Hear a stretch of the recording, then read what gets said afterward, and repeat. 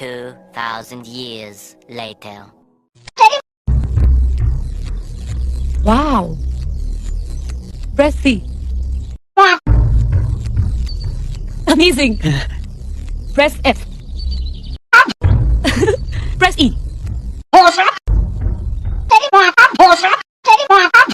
ये तुमने कैसे बजाई? ये तो बजाती है, मारे मेरे से। व्हाट्सअप गाइस, के सभी लोग वेलकम बैक टू लंबे टीवी। आज हम देखेंगे एक ऐसी हॉरर स्टोरी जो वर्ल्ड में फेमस है। चैनल पर नए तो चैनल को सब्सक्राइब कीजिए और ऐसी हॉन्टेड स्टोरी हमारे चैनल पर मिलती रहेंगी। और ये वीडियो डोलो टीवी द्वारा देखी जा रही है, तो चैनल पर नए तो... रात के करीब 1 बज रहे थे। गांव के शमशान घाट पर कुछ लोग जमा हुए थे। वैसे तो शमशान घाट पर औरतों का जाना मना होता है, पर वहाँ कुछ औरतें भी मौजूद थी। शायद किसी की मौत हो गई थी, लेकिन न जाने वो कौन अभागा था जिसकी मौत होने पर भी किसी की आंखों से एक बूंद आंसू भी नहीं टपक रहा था। वो सब लोग शांत खड़े एक एक करके सामने रखी चिता पर लकड़ियां डालते जा रहे थे। लकड़ियां डालने के बाद सभी लोग पीछे हट गए। आखिर एक आदमी आगे आया। उसकी वेशभूषा से वो गांव का कोई तांत्रिक लग रहा था। वो तांत्रिक चिता के सामने आकर खड़ा हो गया और कोई मंत्र पढ़ने लगा।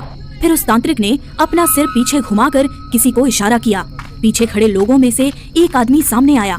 वो आदमी बहुत डरा हुआ था। आसपास तेज ठंडी हवाएं चल रही थीं। फिर भी न जाने क्यों उसका चेहरा पसीने से तरबतर हुआ जा रहा था। तभी तांत्रिक ने अपने हाथ में रखी मशाल जला दी और उस आदमी के हाथों में थमा दी। मशाल पकड़ते ही डर के मारे उस आदमी के हाथ कांपने लगे। फिर भी वो अपने कांपते हुए हाथों में मशाल लिए चिता की तरफ बढ़ने लगा। वो चिता को आग लगाने ही वाला था कि तभी उस पुलिस की गाड़ी की सायरन सुनाई दी। उस आदमी ने जल्दी चिता को आग लगा दी और जोर जोर से रोता हुआ वहाँ से हट गया। तभी पुलिस की गाड़ी वहाँ पहुँच गई। चिता अभी जलनी शुरू ही हुई थी कि 2 पुलिस वाले गाड़ी से उतरे और गाड़ी पर रखे पानी के कंटेनर लेकर चिता की तरफ बढ़े। उन्होंने पानी डालकर चिता की आग बुझा दी। फिर पुलिस की गाड़ी से एक औरत रोती हुई बाहर निकली। वो दौड़ती हुई चिता के पास आई और चिता से लकड़ियां हटाने लगी। उसने चिता पर रखी सारी लकड़ियां हटा दी। चिता पर एक लड़का था जिसके हाथ और पैर रस्सियों से बंधे हुए थे। उसका मुंह एक काले कपड़े से ढका हुआ था। उस औरत ने जैसे ही लड़के के चेहरे से कपड़ा हटाया, उस लड़के ने गहरी सांस ली और एक शब्द कहा, माँ, मुझे बचा लो माँ। पुलिस वाले ये देखकर दंग रह गए। तभी उस लड़के की माँ ने चिता जलाने वाले उस आदमी की तरफ इशारा करते हुए दरोगा से कहा, दरोगा जी, इस आदमी को छोड़ना नहीं। ये इंसान नहीं, हैवान है। इसने अपने ही बेटे को जिंदा जलाने की कोशिश की है। ये सुनकर पुलिस वाले हैरान हो गए। उनके मन में कई सवाल उठ रहे थे। आखिर ये कैसा बाप है जो अपने ही बेटे को जिंदा जलाने वाला था। तभी लड़के के पिता किशोर ने मिथिला से कहा, मिथिला, ये तुमने क्या कर दिया? तुम इसे बचाकर ठीक नहीं कर रही हो। हट जाओ हमारे रास्ते से। तभी गांव की कुछ औरतें मिथिला को पकड़कर खींचती हुई वहां से ले जाने लगी।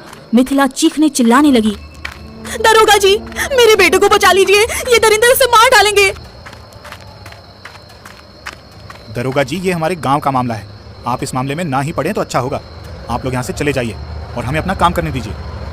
आखिर तुम लोगों की ये कैसी दरिंदगी है जो एक मासूम लड़के को जिंदा जला रहे हो? आखिर इसने तुम लोगों का क्या बिगाड़ा है? दरोगा जी, ये कोई मासूम लड़का नहीं है। ये एक नरभक्षी राक्षस है। इसने गांव के मासूम लोगों का शिकार करके उन्हें जिंदा ही खा लिया है। अब बस बहुत हुआ। ऐसी मनगढ़ंत कहानियां मैं बहुत सुन चुका हूँ। ये बस तुम लोगों का अंधविश्वास है और कुछ नहीं। सीधी तरह से उस लड़के को छोड़ दो, वरना हमें सख्त कदम उठाने पड़ेंगे। हवलदार, जाओ, लड़के को ले आओ। तभी गांव का एक आदमी हीरा बोल पड़ा, दरोगा जी, आपने इसे बचा तो लिया, लेकिन हम इसे इस गांव में नहीं रहने देंगे। इसे गांव छोड़कर जाना होगा। ठीक है, अगर आप सब यही चाहते हैं तो मैं अपने बेटे को लेकर यहाँ से दूर चली जाऊंगी। इस शर्त पर गांव वालों ने रघु को छोड़ दिया। मिथिला अपने बेटे को लेकर गांव से दूर जंगल में एक झोपड़ी बनाकर रहने लगी। फिर एक रात हीरा अपने खेतों से काम करके घर लौट रहा था।